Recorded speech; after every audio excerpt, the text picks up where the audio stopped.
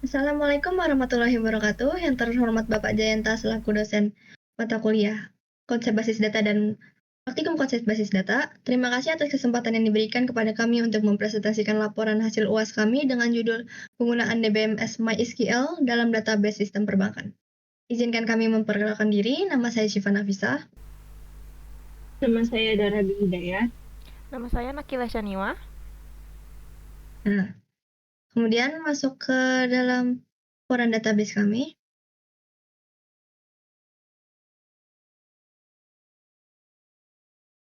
Tahap pertama dari pembuatan database adalah perancangan ERD, yaitu Entity Relationship Diagram. ERD berfungsi untuk memvisualisasikan hubungan antara objek dan kejadian pada sistem perbankan. Nah, entitas atau objek yang kami gunakan mencakup nasabah sebagai pelaku utama yang memiliki akun, teller yang melakukan transaksi seperti setoran tunai, kemudian customer service yang membantu nasabah dalam membuka akun atau menutup akun, dan kemudian bank manager yang mengelola dan menyetujui transaksi tertentu. Kemudian event atau kejadian yang kami rancang meliputi pembukaan rekening, setoran tunai, dan setoran tunai. Hubungan antara entitas yaitu one to many antara nasabah dengan account, karena satu nasabah dapat memiliki beberapa akun. Kemudian relasi one to many antara customer service dengan account, karena satu petugas customer service dapat membuka banyak account. Kemudian relasi one to many antara teller dengan transaksi, karena satu teller dapat menangani banyak transaksi atau setoran tunai, dan relasi one to many antara manajer dengan transaksi, karena setiap transaksi memerlukan persetujuan seorang manajer.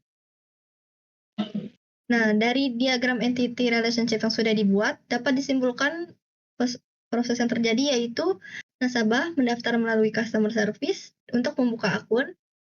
Kemudian akun dapat digunakan untuk berbagai transaksi seperti setoran tunai dan melalui teller.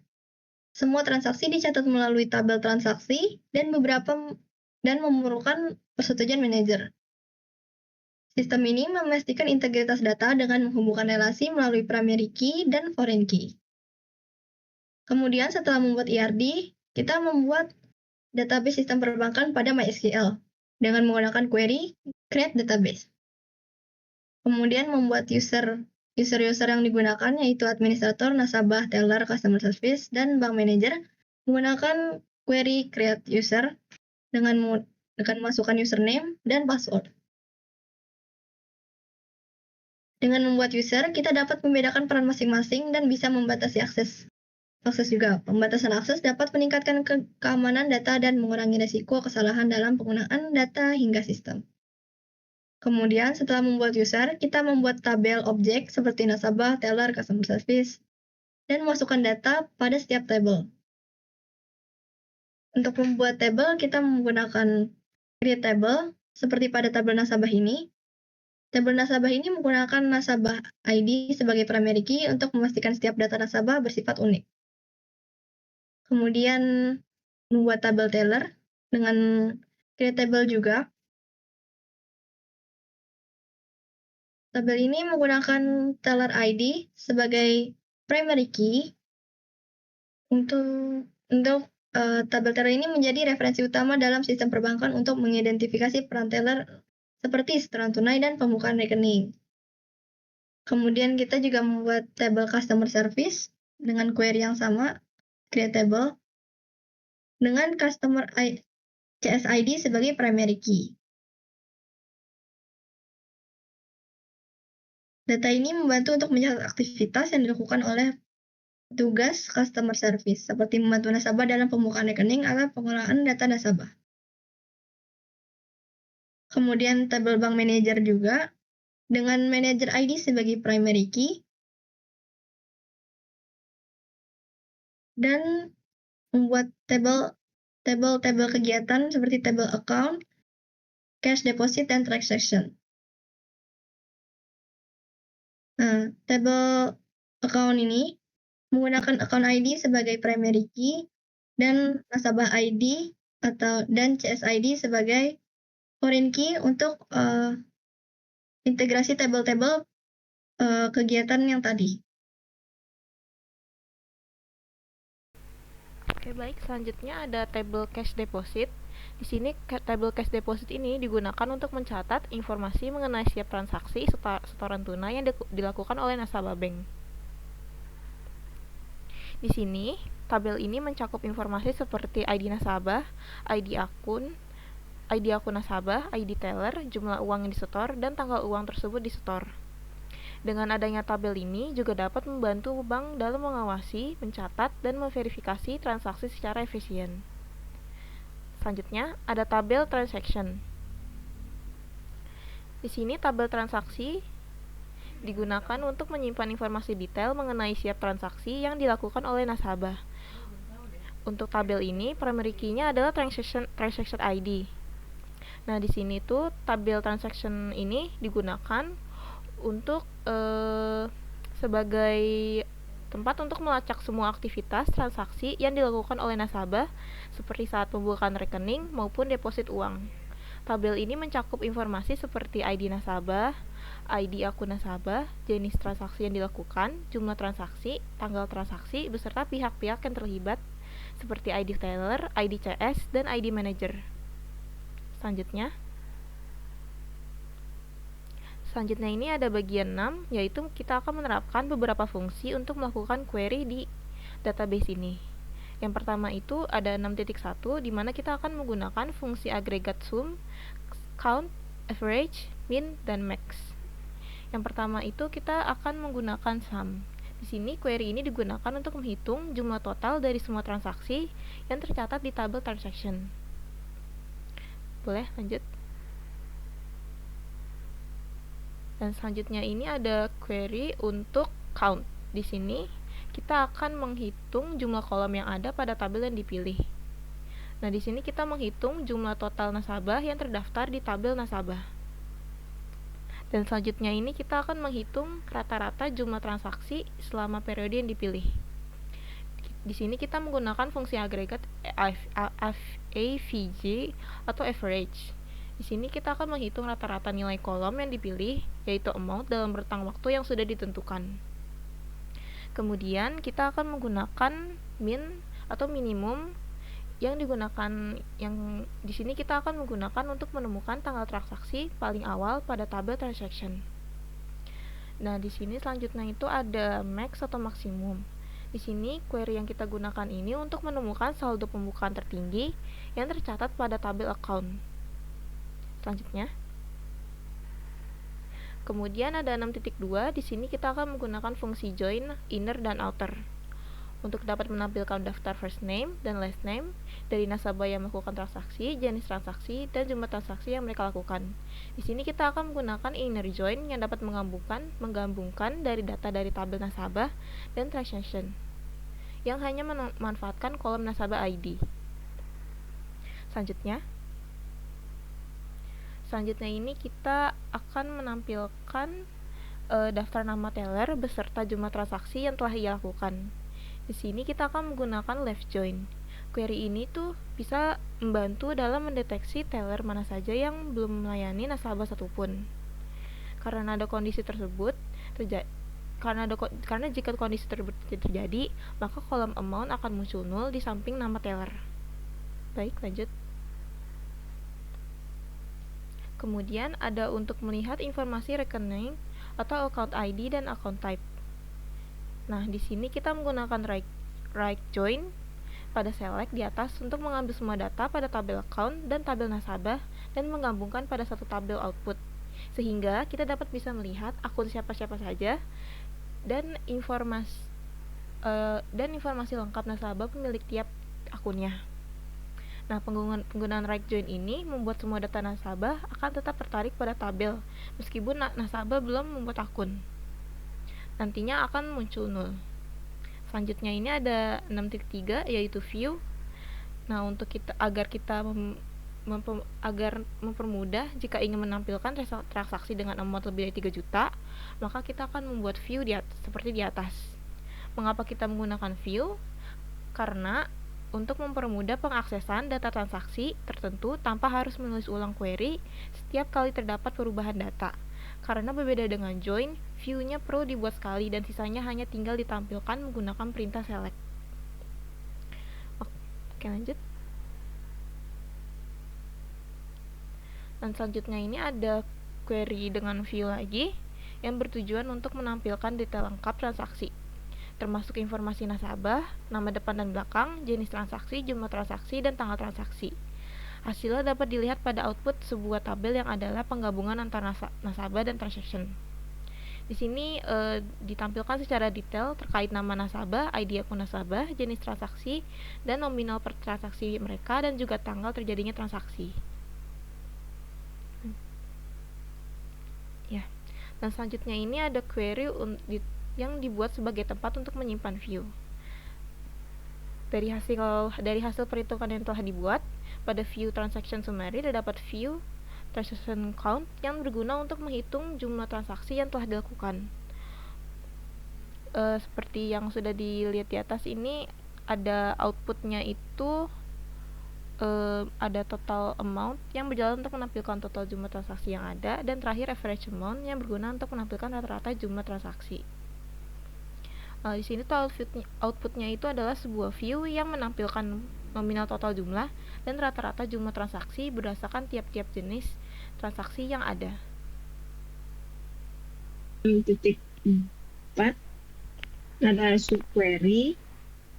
Subquery digunakan untuk melakukan operasi atau perintah yang memerlukan beberapa langkah seperti memfilter, menggabungkan, atau mengubah data.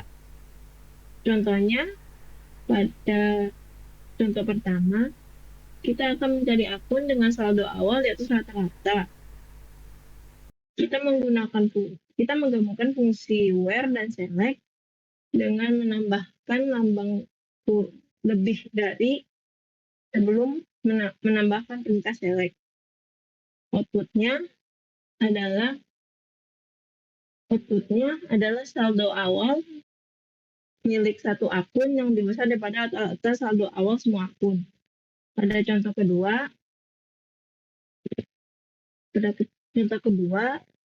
kita akan menampilkan data transaksi yang memiliki jumlah transaksi lebih besar daripada rata-rata jumlah transaksi. Pada subquery digunakan fungsi select, ditambahkan lambang kurang dari sebelum menggunakan fungsi select average. Selanjutnya pada contoh ketiga,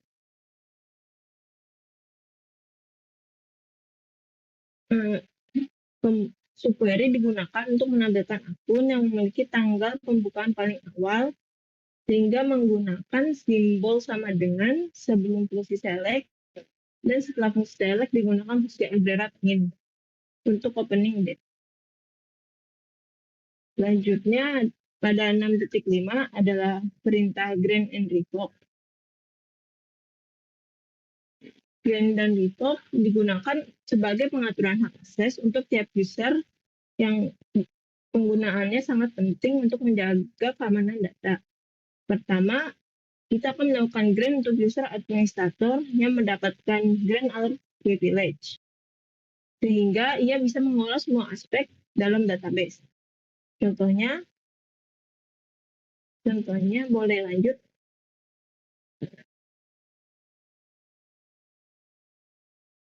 Contohnya, pada contoh pertama, administrator membuat tabel audit log yang digunakan untuk mencatat aktivitas penting pada database. Tabel audit log digunakan untuk menyimpan jejak aktivitas log yang dapat diaudit untuk memastikan keamanan dan transparansi data.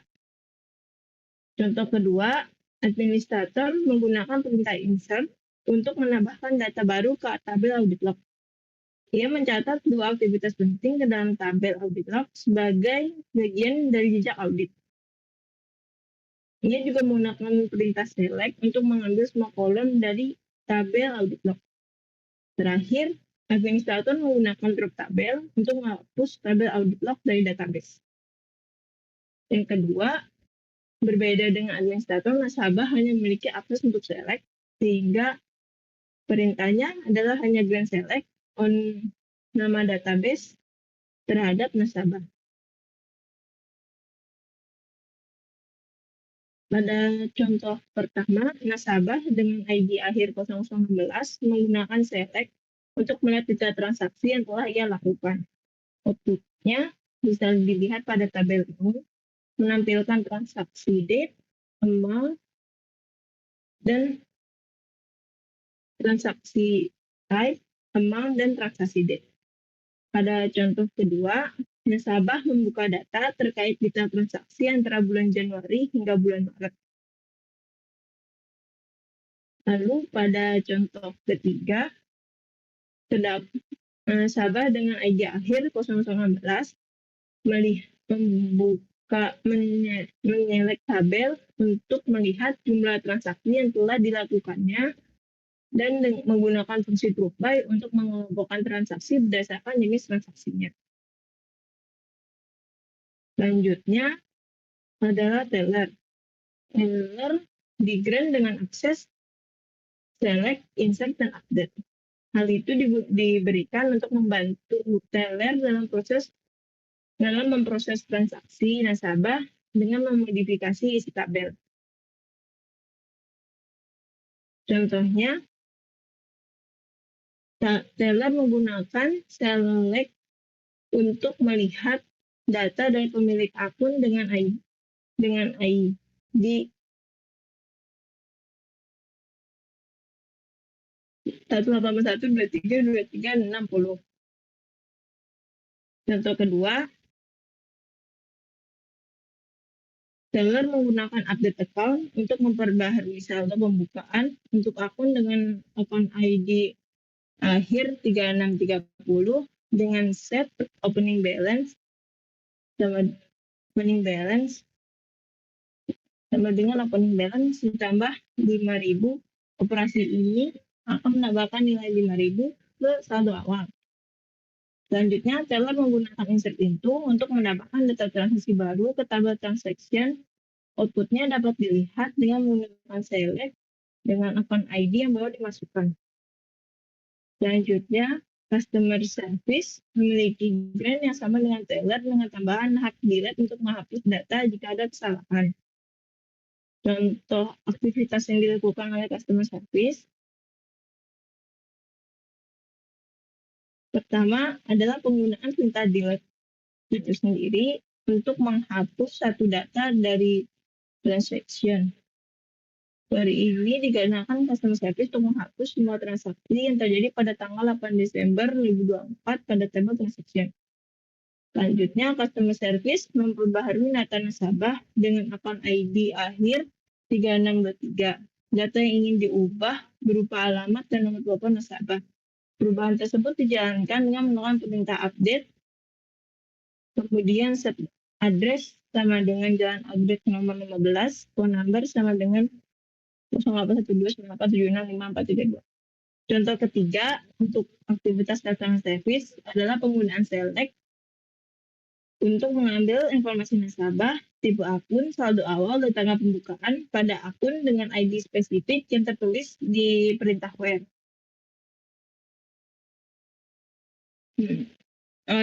Sebagai contoh untuk penggunaan revoke, karena terdapat kesalahan pemberian grant terhadap CS, kami melakukan revoke untuk CS sebelum melakukan grant lagi dengan memberikan hak yang sesuai pada perintah grant yang memang seharusnya didapatkan oleh customer service.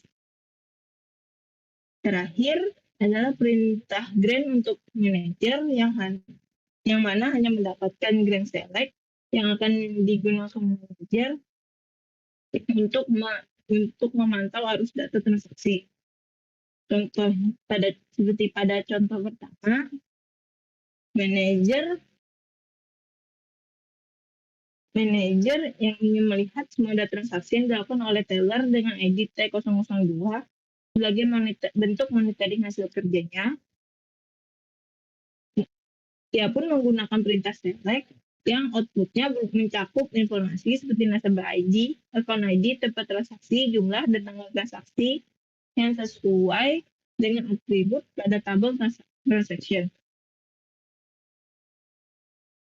Pada contoh kedua, Penggunaan Select digunakan manajer yang ingin menghitung nilai rata-rata transaksi yang terjadi pada bulan Desember di tahun 2024 dengan menggunakan perintah select dan view average transaction dan menambahkan fungsi where untuk memfilter view agar hanya menampilkan transaksi pada bulan-bulan tersebut. Outputnya bisa dilihat pada tabel di atas yang menampilkan rata-rata transaksi pada bulan Desember. Contoh terakhir untuk manajer